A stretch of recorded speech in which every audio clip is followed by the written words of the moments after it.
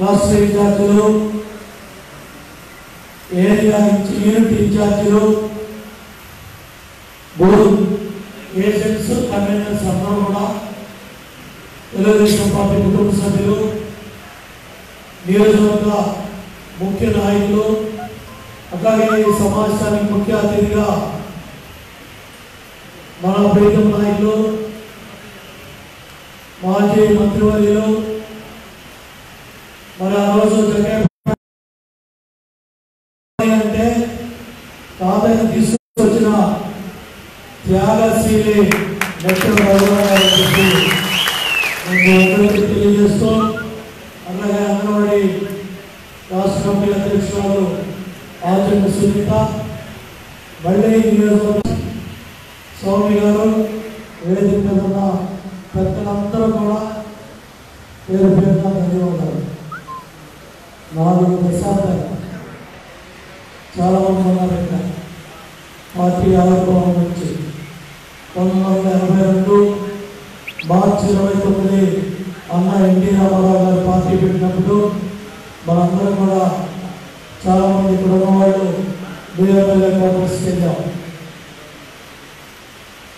ఆ రోజు రామారావు గారు పార్టీ ప్రకటించినప్పుడు చాలామంది మనల్ని ఎగతాళి చేశారు. చాలామంది మనల్ని పార్టీ అధికారంలోకి వస్తున్నామని ఎగతాళి చేశారు. సినిమా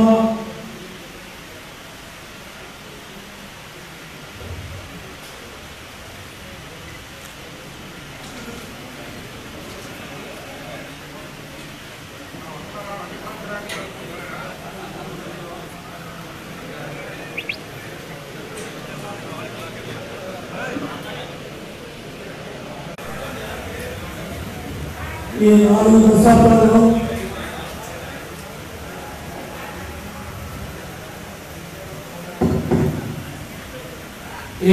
దశాబ్దాలలో ఎన్నో ఆటుపోట్లు, 9 సార్లు మనం ఎన్నికల్ని ఎదుర్కొన్నాం.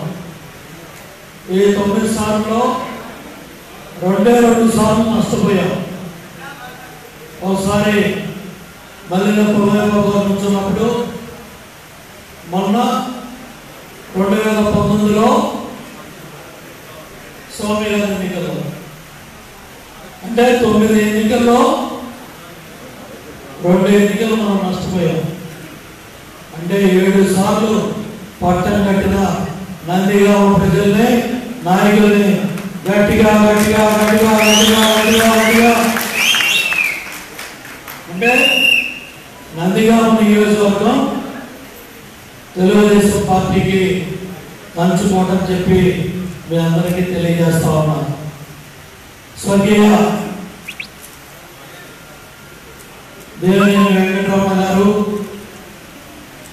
స్వర్గీయ తంగిరాల ప్రభాకరరావు గారు ఈ నియోజకవర్గానికి 2 కళ్ళు లాంటి వాళ్ళు అని చెప్పి మీ అందరికీ తెలియజేస్తా ఉన్నాను.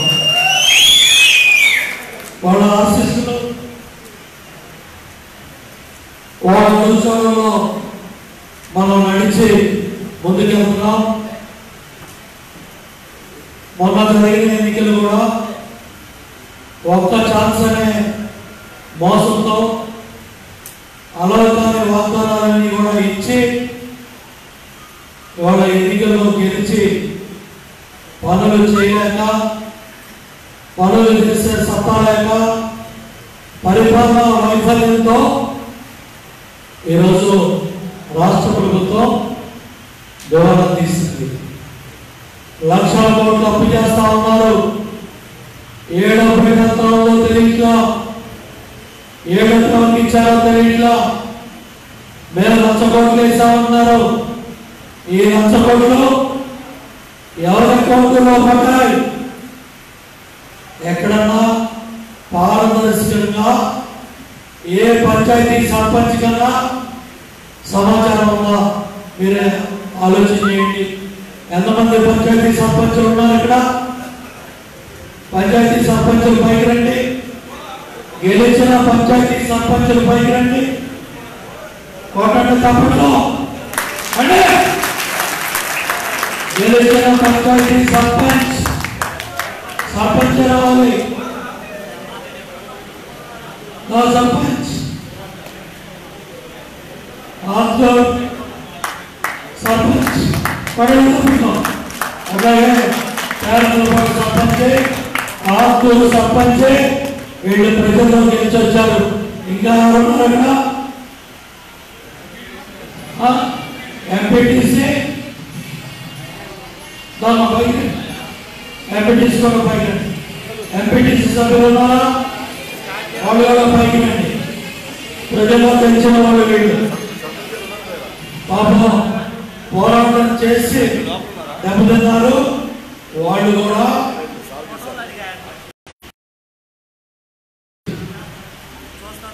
5 లక్షలు ఇల్లు కడతామని మోసం చేసి కట్టలు మార్చి కరెంటు తీసి కట్టలో కూడా మోసం చేసి తప్పుడు కార్యక్రమాలు చేశారు. దానివల్లే పంచాయతీల్లో పోరాటం చేసి కొంతమంది గెలిచారు. వాళ్ళని కూడా మనస్ఫూర్తిగా అభినందిస్తూ దయచేసి అందరూ కూడా మహానాడుకు తరలి రావాలి. 27, 28 2 రోజులు జరుగుతుంది. 27 ప్రతినిధుల సభ, అది పార్టీ ఆహ్వానం 12,000 మందికి పంపించింది. వాళ్ళు మొదటి రోజు వాళ్ళు సమావేశానికి వస్తారు. రెండో రోజు ఒంగోలు దత్తగలుగుతాం లక్షల మంది తరలి రాబోతున్నారు. ఆర్టీసీ బస్సులు ఆపేశారు, ఇవ్వమని చెప్పేస్తున్నారు. వచ్చే ప్రైవేట్ బస్సులు కూడా బెదిరిస్తున్నారు. ఎంత దుర్మార్గం చూడండి. ఏ రాజకీయ పార్టీ సమావేశం పెట్టుకున్నా ఈ తప్పుడు కార్యక్రమాలు ఏ రాజకీయ పార్టీ ఏ ప్రభుత్వం ఇంతవరకు చేయాలి. కానీ వైఎస్ఆర్ కాంగ్రెస్ ప్రభుత్వం ఇప్పుడే రఘురామ్ గారు చెప్పారు, diversion politics. MLC Anantha Babu arrest అయ్యాడు, దాన్ని డైవర్ట్ చేయాలి. అట్లాగే దావోస్ లో జగన్మోహన్ రెడ్డి పర్యటన ఫెయిల్ అయింది, దాన్ని డైవర్ట్ చేయాలి. డైవర్ట్ చేయాలంటే కోనసీమ తగలబెట్టాలి. తగలబెడుతున్నారు. చూడండి, రాష్ట్రంలో ఎంత దుర్మార్గపు రాజకీయాలు నడుస్తూ ఉన్నాయి, ఎంత ఎటువంటి కార్యక్రమాలు జరుగుతూ ఉన్నాయో కూడా ఆలోచన చేయండి. కాబట్టి మహానాడికి ఉదయం 4-5 గంటల నుంచే మద్రాసు వెళ్ళే రైళ్లు చాలా పెద్ద ఎత్తున ఉన్నాయి. ఒంగోలు వెళ్ళే ట్రైన్ 2 గంటల్లో వెళ్ళిపోతుంది. ఉదయం 6 గంటల కల్లా పినాకిని ఉంది. చాలా ట్రైన్స్ ఉన్నాయి. 5 గంటలు 6 గంటల కల్లా విజయవాడ రైల్వే స్టేషన్కి వెళ్తే మనం 10 గంటల లోపే ఒంగోలు చేరిపోతాం. అక్కడే భోజనం చేసి మధ్యాహ్నం ప్రసంగం అంతా కూడా ఒంగోలు పట్టణంలో రోడ్డు పక్కనే మన మహానాడు. వర్షం వచ్చినా, వాన వచ్చినా, ఎండ వచ్చినా ఏం తగ్గే పని లేకుండా అక్కడ ఏర్పాట్లు జరుగుతూ ఉన్నాయి. కాబట్టి ప్రతి ఒక్కరు కూడా నేను 2022 మహానాడికి వెళ్ళాను. అన్నగారి 100వ పుట్టినరోజు శత జయంతి ఉత్సవాల్లో ప్రారంభ కార్యక్రమంలో నేను కూడా భాగస్వామి అయ్యాను. ఆ ఫీల్, ఆ అనుభూతి మనలో రావాలి. ఎంత పెద్ద ఎత్తున మండు పిల్లలు కూడా లెక్క చేయకుండా 100 మంది 1000 మంది తరలి వచ్చారు. అందరికీ పేరు పేరున ధన్యవాదాలు తెలియజేస్తాం. ఈ బూతుల్లో ఓటర్ లిస్టులో ఓట్ వెరిఫికేషన్ అనేది మనకెప్పుడూ కొత్త కాదు, మన గతంలో చేసేవాళ్ళమే. ఓటర్ లిస్టులో ఓట్లన్నీ కూడా పిక్కిరి పిక్కిరి చేసేసారు. తండ్రి ఓటు 1వ వార్డులో ఉంది, తల్లి ఓటు 5వ వార్డులో ఉంది, కొడుకు ఓటు 10వ వార్డులో పెట్టి. మన పిల్లలు ఏదైనా హైదరాబాద్ వెళ్ళినా, బయట పెద్దవాళ్ళ ఉద్యోగానికి వెళ్ళినా ఓటు తీసేశారు. వాలంటీర్ వ్యవస్థను పెట్టి ప్రతి ఇంట్లో కూడా, ప్రతి సందులో, గొంతులో, కాలనీలో చాలా పెద్ద ఎత్తున ఓట్లు చేర్చారు. ఇది కాకుండా ఫేక్ ఓట్స్ అని లేని ఓట్లు తెచ్చిపెట్టారు. దగ్గర ఒక ఊళ్ళో నేను కూర్చోబెడితే 10 రోజుల నుంచి 15 రోజులు పట్టింది ఈ దుర్మార్గాలన్నీ కూడా బయట పెట్టడానికి. మొన్న కొండపల్లిలో 9,000 ఓట్లని ఇసిరేశారు. అటు ఇసిరేశారు, ఇటు ఇసిరేశారు. 9,000 ఓట్లు విసిరేశారు. 6,000 ఓట్లు దొంగోట్లు పెట్టారు. కోట్ల రూపాయలు ఖర్చు పెట్టారు. అయినా సరే కొండపల్లి మున్సిపాలిటీ తెలుగుదేశం గెలిచింది. నందిగామ మున్సిపాలిటీలో కూడా గెలిచిన మనం వాళ్ళ దుర్మార్గాలు కొత్తగా కమిషనర్ తెచ్చిపెట్టి పోటీ చేసిన అభ్యర్థులు ఇక్కడ కూర్చోబెట్టారు. పోటీ చేసిన వాళ్ళు ఇక్కడ కూర్చోబెట్టి ఓట్లు అక్కడ లెక్కబెట్టి అభ్యర్థి తాలూకా ఏజెంటు ఇద్దరిలో ఒకళ్ళే ఉండాలి.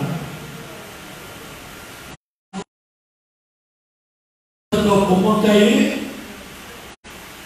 కట్టలు కట్టి తప్పుడు కట్టలు కట్టి నందిగామ మున్సిపాలిటీని కైవసం చేస్తున్నారు. ఇవన్నీ కూడా ఊళ్ళో సాంతులు ఉన్నాయి కదా, బొంకులు తాగుతాయా, వాళ్ళతోనే చెప్పిస్తాను. ఇప్పుడు దాకా ఓ పక్కే చూపించాం, రేపు రెండో పక్క కూడా చూపిద్దాం. తప్పకుండా ఆ రోజులు మళ్ళీ వస్తాయి. అట్టు పెట్టినాడికి అట్టు పెడతా. గుర్తు పెట్టుకోండి, 2 రోజులు అట్టున్నర చాలు. తప్పకుండా చేసిన పాపాలు ఎవరు కూడా బయటికి ఆ పాపాలన్నీ కూడా బయట పెడతాం. నా మీద పోటీ చేసిన అభ్యర్థికి కండువాలు వేసి సెలవులు వేసి పంపించారు కొంతమంది సంఘాలని. ఇవాళ ఏమైంది, దెబ్బ కొట్టి 3 సీట్లలో అరాచకం తాగవేస్తా ఉంది. ఈ దుర్మార్గులు మళ్ళీ పార్టీలు మార్చడానికి ప్రయత్నాలు చేస్తారు. ఎందుకంటే వాళ్ళకి రాజకీయ విచారం డబ్బులున్నాడు చేసే కొంతమంది దుర్మార్గులు కోటేశ్వరులు చేసే పని ఏంటంటే 5 ఏళ్లకు ఒక పార్టీ. ఒకే రోజు నాగేశ్వరరావు ఎన్ని పార్టీలు మార్చారు? ఒకే రోజు ఎన్ని పార్టీలు మార్చిన ప్రభుత్వాలు? ఒకే రోజు 3 పార్టీలు మార్చిన ప్రభుత్వాలు నీతులు చెప్తా ఉన్నారు, గోతులు తోలుతా ఉన్నారు, అరాచకాలు చేస్తా ఉన్నారు. వీళ్ళందరినీ కూడా తరిమి కొట్టాల్సిన పరిస్థితి వచ్చింది. వీళ్ళందరినీ కూడా తరిమి కొడదాం. కాబట్టి నిన్న సౌమ్య ఒక పోరాట స్ఫూర్తితో గట్టు దగ్గర పడుకొని ఎమ్మెల్యే ఎమ్మెల్సీ చేస్తా ఉన్న అవినీతి దోపిడీని ఎండగట్టింది. గట్టిగా అభినందించమని తెలియజేస్తున్నా. అదేవిధంగా తహసీల్దార్ ఆర్డీఓ కార్యాలయం దగ్గర చేశాడు. మైనింగ్ ఆఫీస్ దగ్గర నిన్న పేదపాడు సర్పంచ్కి చెప్పకుండా బిల్డింగ్ పడేసి బిల్డింగ్ ప్రోటోకాల్ కనీసం సర్పంచ్ పిలవకుండా వాళ్ళు శిలాఫలకాలు వేసుకున్నారు. ఆ అమ్మాయి పోరాటం చేసి కోర్టుకి వెళ్ళి అధికారుల దగ్గరికి వెళ్ళి మళ్ళీ ఆర్డర్ తీసుకొచ్చిందని కూడా నేను తెలియజేస్తాను. ఆ విధంగా పోరాట స్ఫూర్తితో అందరూ కూడా వెళ్ళాలి. మన ముప్పాడులో నోగాలమ్మ గారు, ముప్పాడు నాయకులు అక్కడ మన వాళ్ళ మీద దాడి జరిగితే, మన మహిళల మీద దాడి జరిగితే బ్రహ్మాండంగా వీరోచితంగా వాళ్ళు కూడా పోరాటం చేశారు.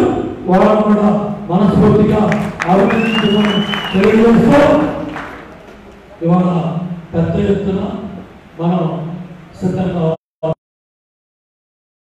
అటే వాళ్ళు 10 కుక్కలాగా దోచుకున్నారు. ఈ 40 ఏళ్ల చరిత్రలో నందిగామలో ఈ దోపిడీ ఎప్పుడన్నా ఉందా?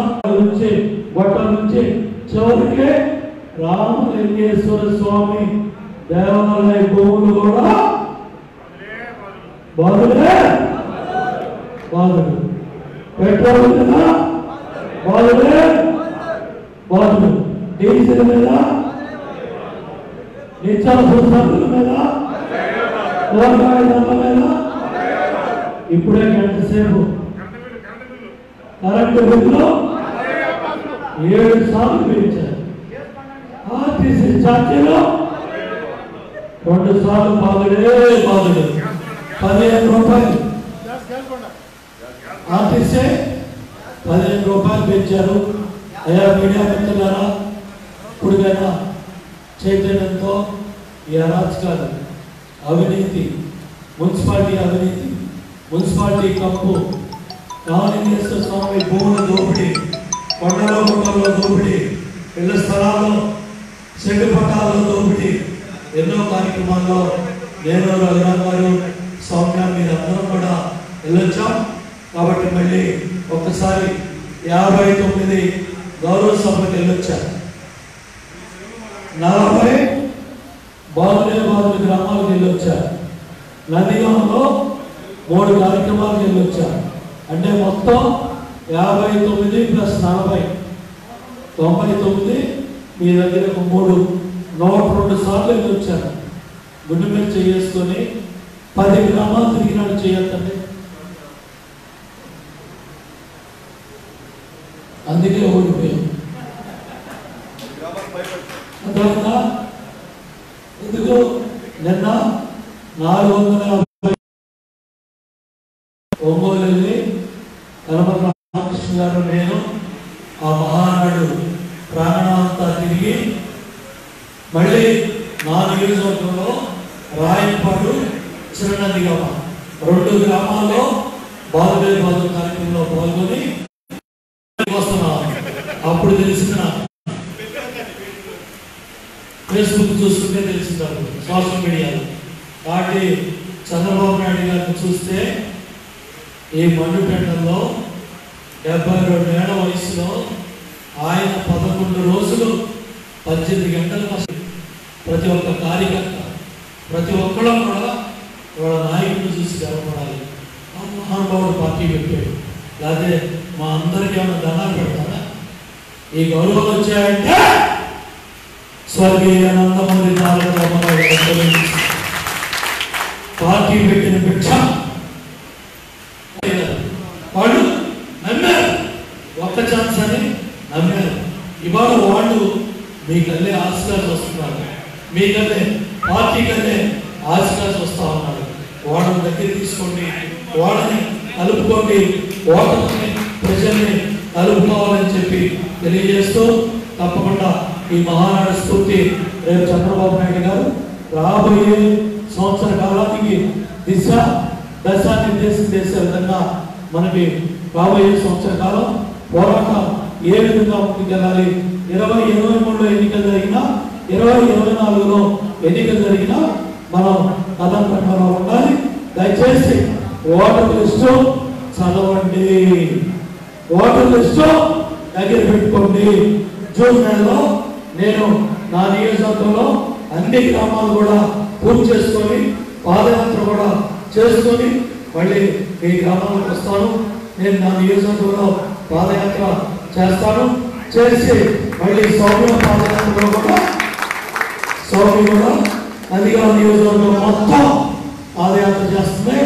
ఆ పాదయాత్రలో కూడా నేను భాగస్వామ్యం, నేను కూడా వస్తాను. నేను కూడా ఆ పాదయాత్రకు వచ్చి మీ నాయకులందరినీ కూడా మనస్ఫూర్తిగా అభినందిస్తాను.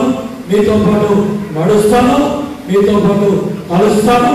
కాబట్టి ముందు నేను నా నియోజకవర్గాన్ని పూర్తి చేసుకోవాలి. కాబట్టి గౌరవ సభలో ఈ బాధుల కార్యక్రమాలు ప్లస్ ఈ పాదయాత్ర అన్నీ పూర్తి చేసుకొని మీ దగ్గరికి వస్తాను. నేను వచ్చే లోపల దయచేసి గౌరవ సభలో బాధుల కార్యక్రమం మొత్తం అన్ని గ్రామాల్లో పూర్తవ్వాలి. అన్ని గ్రామాల్లో మహానాడు తర్వాత పూర్తి చేయాలి.